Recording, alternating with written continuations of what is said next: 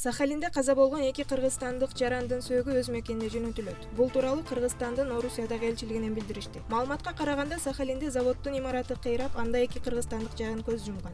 Жүк 223-августта Кыргызстанга келет.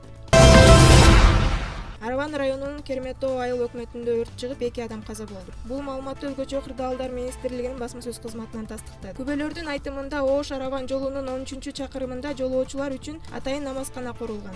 Намазкананын артында навайкана жана ашкана бар болчу. Бүгүн 23-августта саат 7 чамасында ошол ашканадан газ баллон жарылып, өрт чыккан. Өрт болгон жерде 2 эркек адамдын жансыз денеси табылган. Учурда өрттү толук өчүрүү жана маркумдардын аты жөнүн тактоо иштери жүрүп жатат.